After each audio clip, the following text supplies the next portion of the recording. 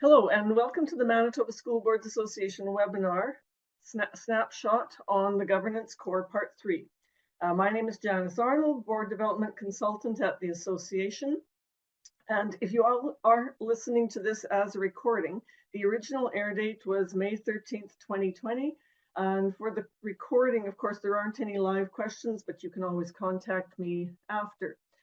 So I hope you have tested your system and you can hear me, but just to let you know, I can't hear you and neither can anyone else on the webinar hear you.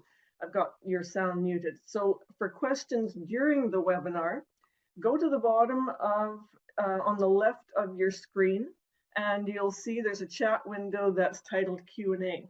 At the bottom, there's a horizontal scroll bar and you just type your question in there at any time. And I'm going to address the questions verbally at the end. Others will also not be able to see you type the question or who is posing the question, so just feel free to type that in there and I'll try to read over any typos. As some of you are listening also from your division office as a group, so that's also why I keep the sound muted and it keeps the background noise down. Although I'm wondering how many people are actually going to be listening as a group today, because if you are listening or watching this as a recording, you're going to realize that the time that this was done was during the COVID pandemic. So I think everyone there is tuning in from home, so it also keeps out the barking dogs and slamming doors. And you're going to see in a moment as I switch screens, you'll see me sitting here in my home office. It's interesting to think of that. I think that we are around the 2-month mark of this, and hopefully things are going to be back to normal before too long. In case you've missed the first couple of webinars, this is a series of 3, and it's a little bit different from the ones I usually run. Over the past year, I've heard a lot about the book, The Governance Core, and it seems to have got people talking. So with that interest, I'm actually presenting these webinars more like a book review.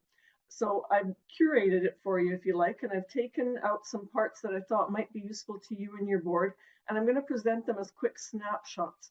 So the changes to this webinar from the usual one are that instead of me providing some additional resources at the end, I'm just going to refer you to the book, The Governance Core. I've got some information on that at the end. And if you like what you have heard over the 3-part series, maybe you'll consider, purchasing it or ordering it online. And some boards, they have used resources like this to run their own PD sessions. For example, some of you might have heard of the Leadership for Student Learning, or as it's better known, the Lighthouse Study. If your board did that or is looking for something, new along that line, this book might work. However, just take note that it's not set out in modules or questions with discussion topics like the Lighthouse Study. It's more of a narrative, so you might have to do some work to turn that into your own study session. I have heard from some boards that are already starting to do that. So maybe with their success, you'll find success too. The second change is that I often run a poll in the next slides just to find out who's on the webinar and look at the demographic of who's tuning in. So I try to, during the webinar, tailor some information to you. The third part of this series, however, it's just the quick snapshots looking at what's presented in the Governance Core. So we're not going to run that poll this time. We'll head just straight into the book, and time is going to fly. So here we go.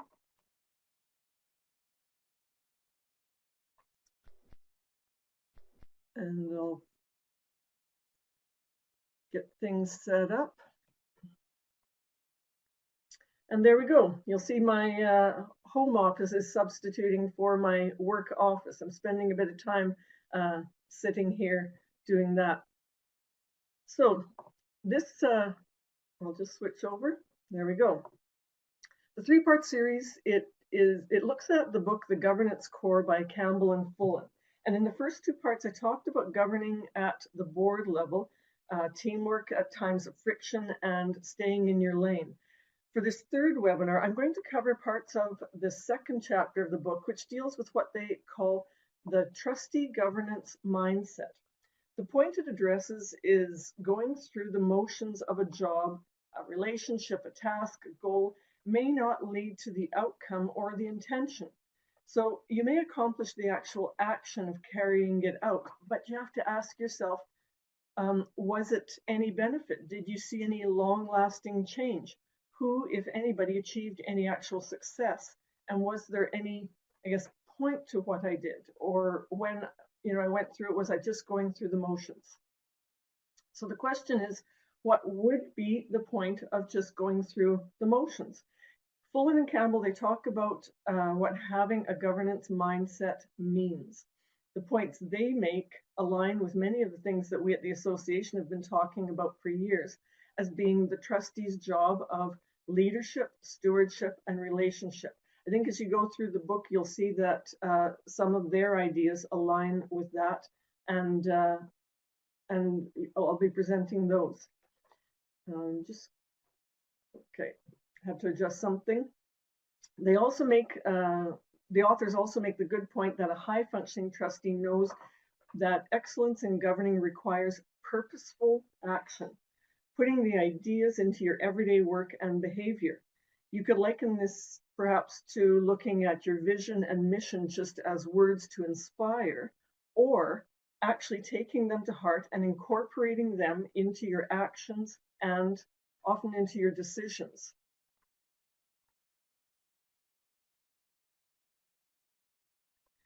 Fullan and Campbell explain the governance mindset by breaking it down into 4 concepts: systems thinking, deep learning, and if you haven't already heard that term yet as it relates to education, I recommend doing some research as it is being applied more and more to pedagogical approaches.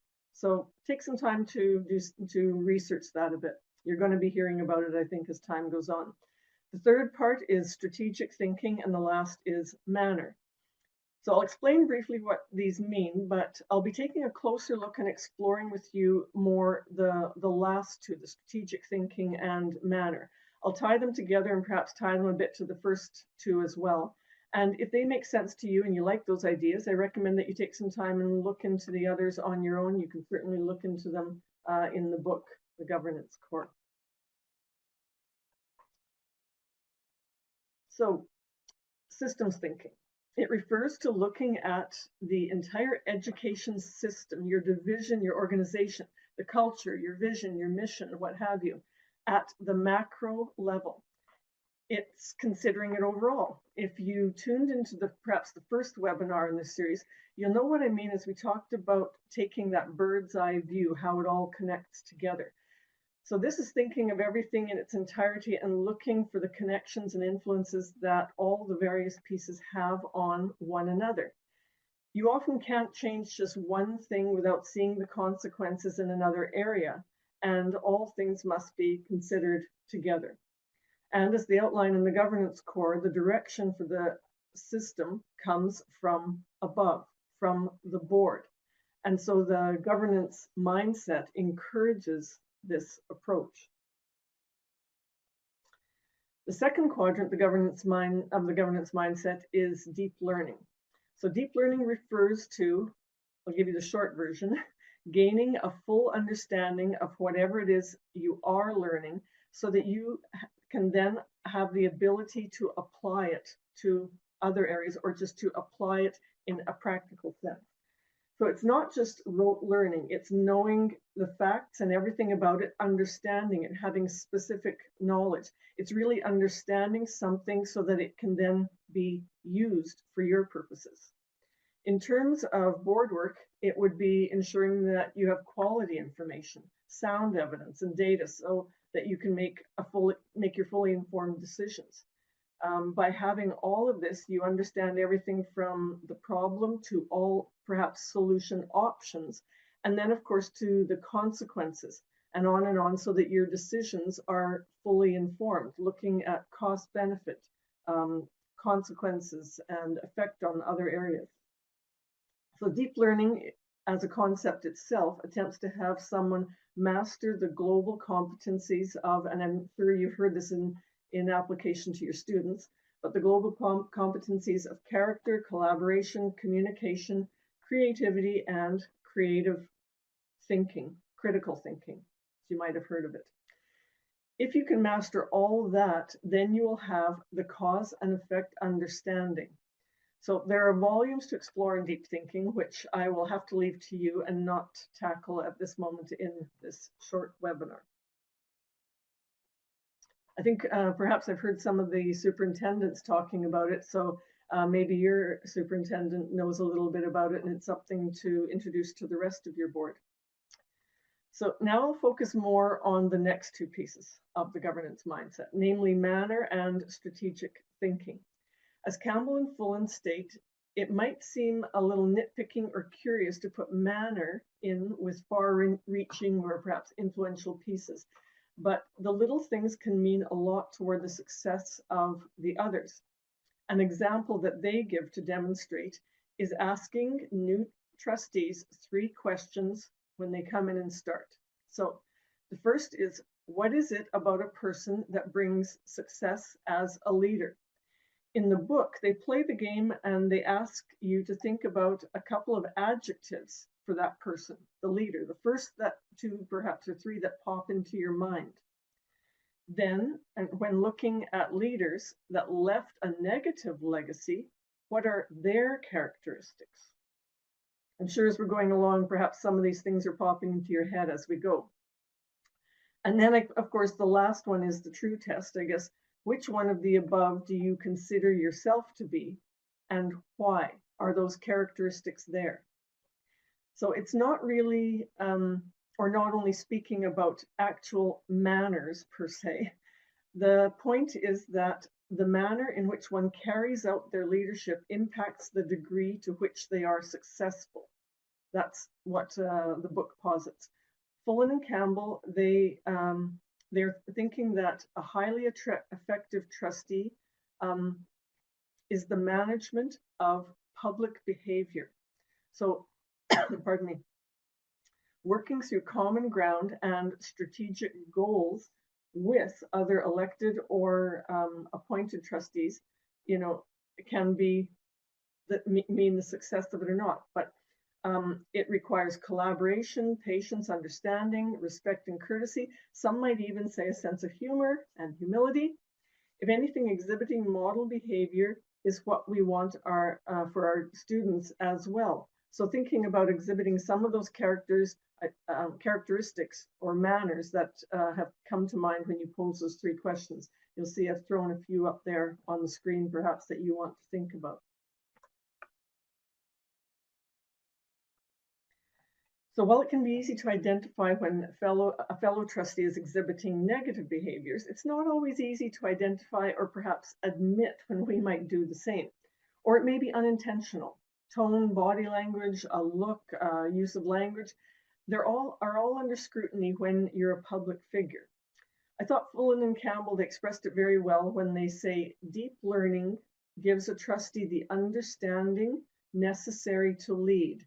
Managing their manner and developing their communication skills gives them the ability to use the learning as in a positive and purposeful way.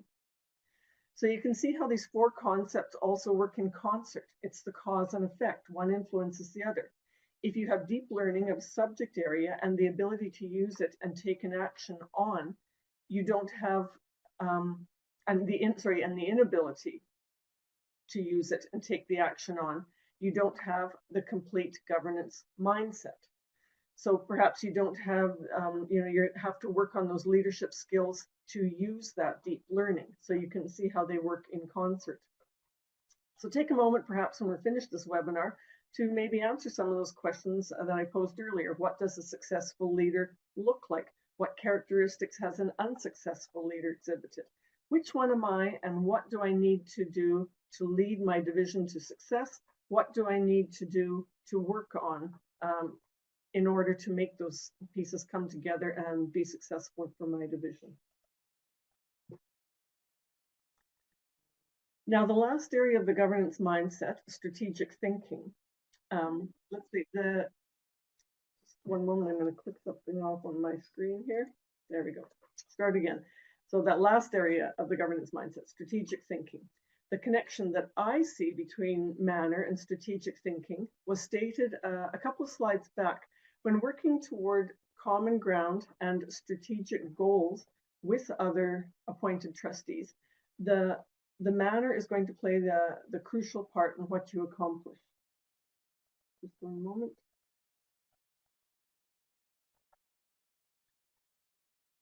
So while systems thinking, deep learning, and strategic thinking are more the what, the manner is the how. Remember when you came in as a new trustee, you may have had a lot of aspirations, projects, goals that you wanted to see through. And it took a very short time for you to realize that without the collaboration of the fellow trustees, or without showing the leadership manner that was required, you're not going to get any of your ideas through to fruition. So I like this graphic because I think it reflects how coming in as a new trustee, you may have been maybe a bit fuzzy on how to get things accomplished. And perhaps the same could be said with a lot of jobs. There's that steep learning curve. But then as you hit your stride through manner and leadership and taking on leadership roles, you can accomplish much more in many of your strategic goals and further the systems in your division. That's the connection. But what do Fullan and Campbell say about strategic thinking specifically? They view governance as a strategic job, and highly effective trustees must have that focus. The way this is shown in your everyday work on the board was covered in the first webinar when I talked about your views, ideas, decisions, work being at a board level. So a strategic focus and its work is not, administering or being distracted by the day-to-day administration of the division. I think we have heard about that a lot. The board provides direction, often with input from administration, and but then the board directs administration to carry out those tasks, or that's what Fullan and Campbell have been talking about, and certainly we at the association have been talking about that a long time as well.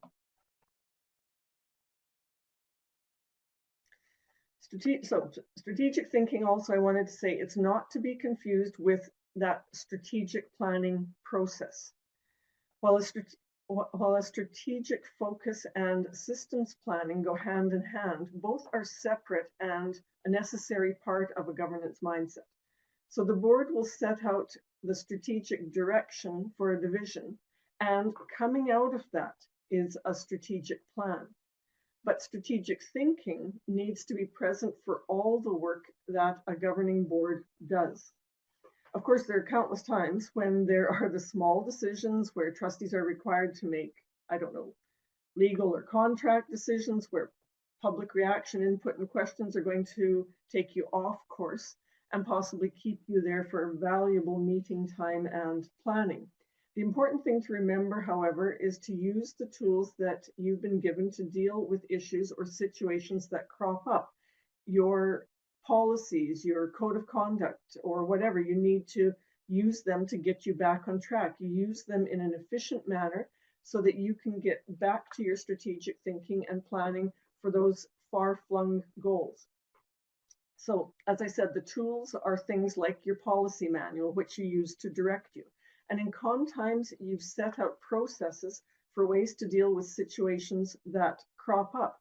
I've even had a couple of the trustees contacting me over this period of the COVID pandemic, and often our reaction is to jump in and fix things right away or become immediately involved in something that is going off course because of the COVID pandemic. But we have actually, in most instances, been able to go back to their policy manual and say, what was the planning at that time? What did we figure out, and how should this be worked out at that time? And we've been able to just stick to it. We haven't had to go off course and start making all kinds of rules and changes that we're only going to apply at this time. Or even take something like a busing issue or a safety complaint programming. Look it up, deal with it as perhaps your policy manual has instructed you to do so, and move on to those pieces that boards should be focusing on. There's also, we have to pay attention to the predetermined delineation of your and your staff's responsibilities to see who should be dealing with an issue.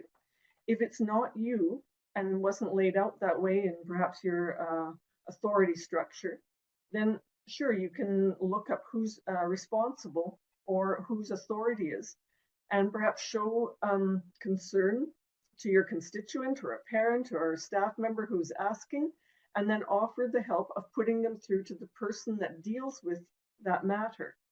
You don't have to take everything on with you right then. If someone has been given that authority, then perhaps leave it with them, and it was good at that time, and have them do something about it.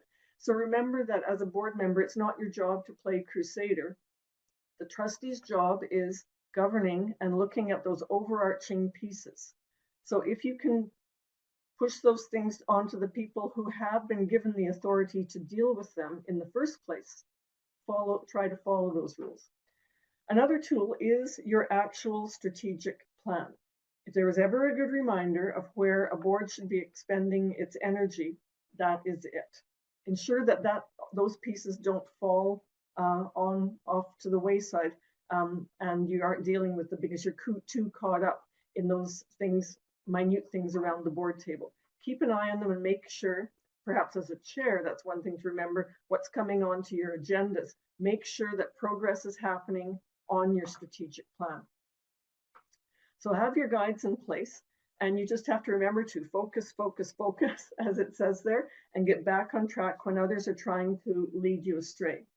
And as many have said before me, and it is a good phrase to remember, spend your time and energy on doing the job that you were elected or appointed to do, and not doing the job that you are already paying someone else to do. Okay. It's to the point, but I like this. Michael Rosenberger, he put it succinctly in a book. It was called Team Leadership, School Boards at Work. He said, the basic human needs to overcome feelings of inadequacy, encourages trustees to grab hold of issues where they can display some expertise and avoid discussion they don't understand, as they fall into the habit of dealing with organizational, financial, and procedural matters. They neglect their primary function of governing schools. So I think what he's talking about is it's so enticing to step up and want to help the individual community member with their issue. And yes, I'm not saying, because I know some trustee asks me this every time, but I don't deny that you were elected in the community by the way of this very individual that is asking you something. It's also enticing to help with an immediate problem so that you can be hailed as the hero for solving that one thing. But it's at this point that you have to step back and say, is that your job? You can help, but not perhaps in the way you think. It is by directing them to the person you hired and are paying, as I referred to in the last slide, or to the policy that your board has set out to cover everyone in the division at large and not change things for this one particular person that's asking. Okay, now there may be an exception. Policies and procedures, they change with changing times, with environments, with trends. So it's a trustee's job to also include assessment of the overall policy. You may look at it to see if it is still sound and applies to all, or provides overall direction for the division as a whole. It will then be up to your administration to carry through procedures or regulations or guidelines. But after that, you can return to what you as a trustee should be spending your time, energy, and resources on. And one last argument for this is, if you spend too much time solving a particular issue or taking it up at board time on a small process, you leap into your crusader persona every time an individual comes to you, and you have to ask yourself then, who is doing the job of governing and strategic thinking for the whole division if you're too busy doing the other things? Who will do that in the vacuum that has been created while you're spending your time and forcing your board to spend their time elsewhere? Someone will move in to start providing that direction. But take note, it could be a special interest group. It could be someone with less knowledge than you have or than your board has. Someone perhaps less qualified, or someone that doesn't represent the electorate. So the governance core lays out a good argument for sticking with strategic thinking that a board must do. So remember to focus on that and stay on track. So Let's turn now to a very simple but practical example, starting with the question, how can we ensure that boards keep their governance-based and to keep their work governance-based, and aligned with strategic thinking for the division? So there are many opportunities for this to happen, anything from ensuring that the content of our public forums are focused on board work to perhaps our deliberations around the board table. One simple example is to deal with one of the most common complaints from trustees. When will we get to the real issues, the children, the things that will make a difference and move us forward? There are complaints that meeting agendas are not focused on student issues, but rather on administrative work. The importance of the content of the agenda and in turn board work cannot be underestimated. And Fullan and Campbell are very supportive of this. An agenda must not be too tightly developed, but at times I will say, allow some opportunity for deeper strategic discussions and thinking. So there are many opportunities, perhaps your public consultations, your external partner meetings, your community engagement, that you would ensure that your board is actively engaged in strategic thinking and not just the day-to-day.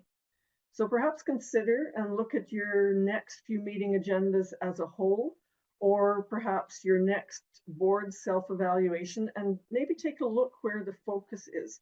Ensure that there is some time that is purposeful and that there's active incorporation of strategic thinking into those pieces and into your work.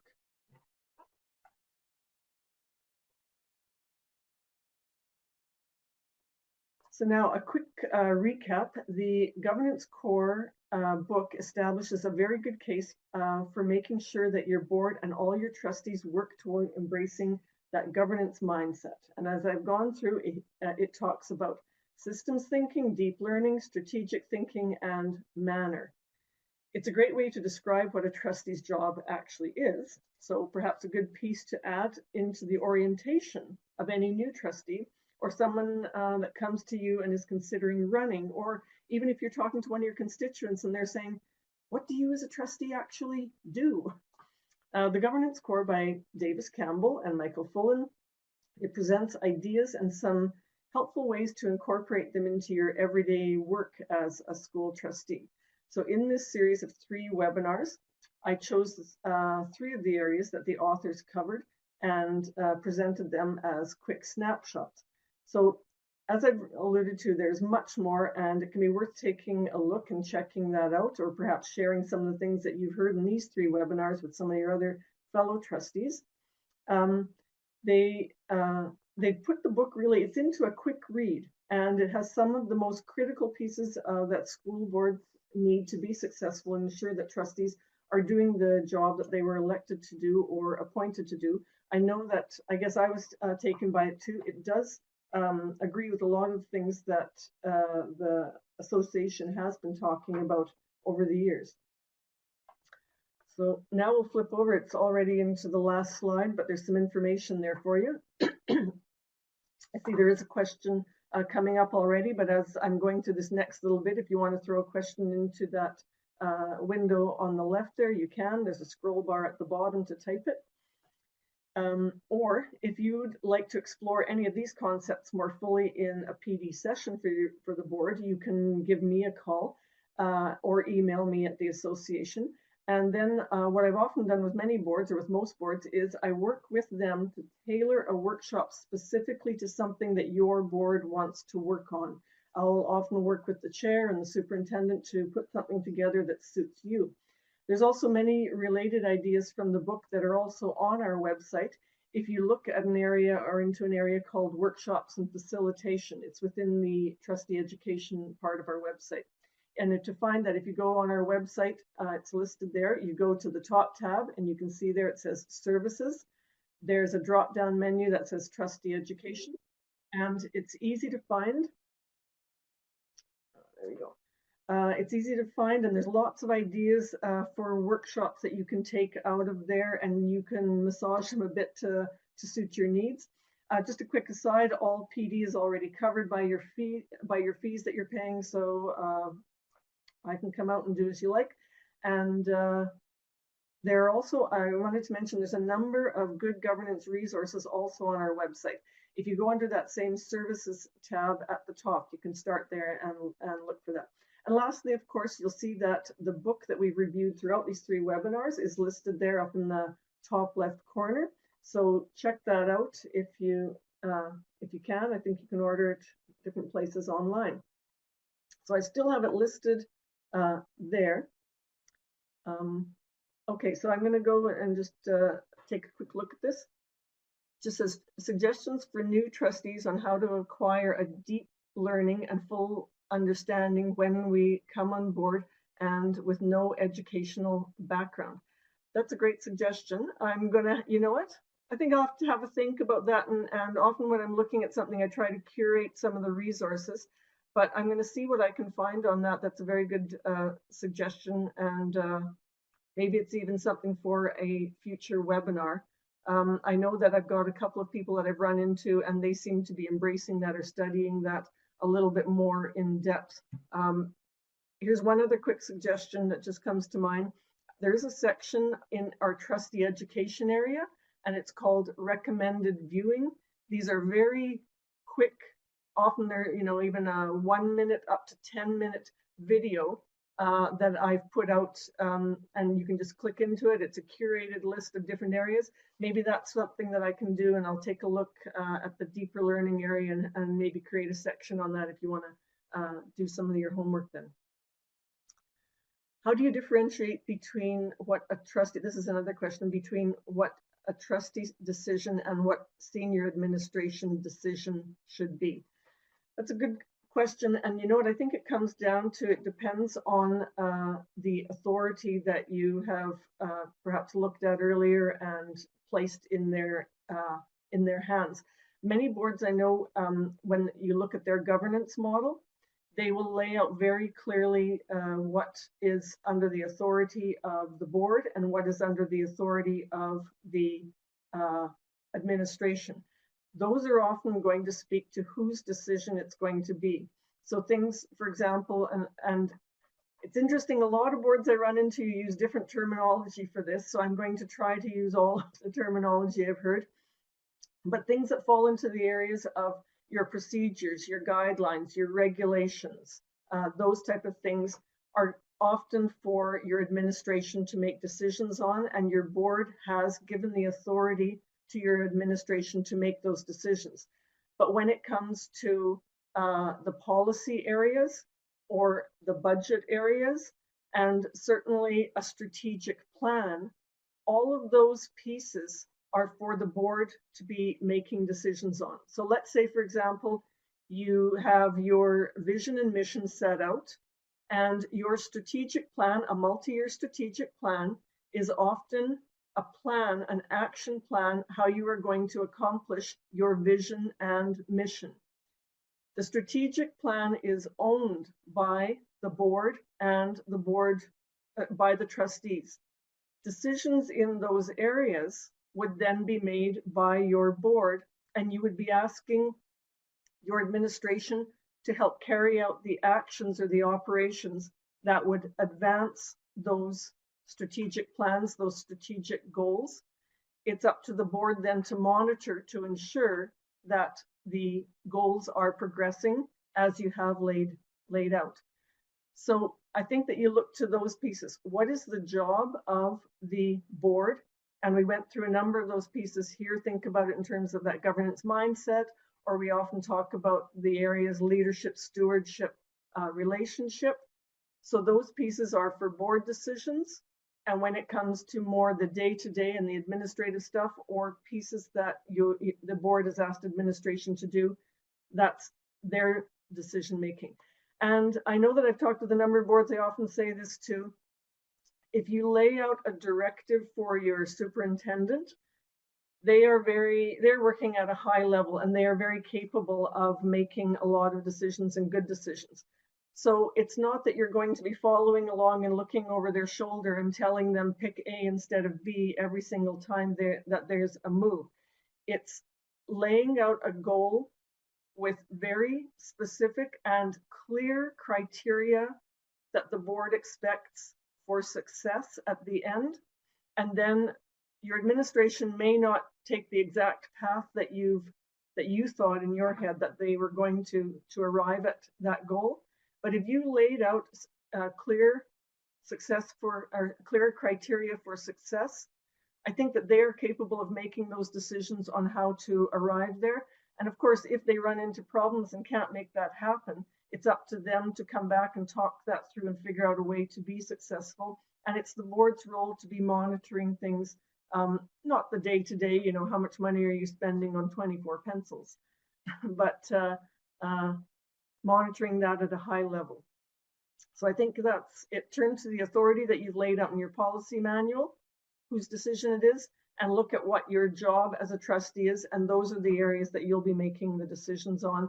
And as a loose guideline, I think I would say it's the procedures, guideline, regulations in the school kind of things that your administration would be making the decisions on.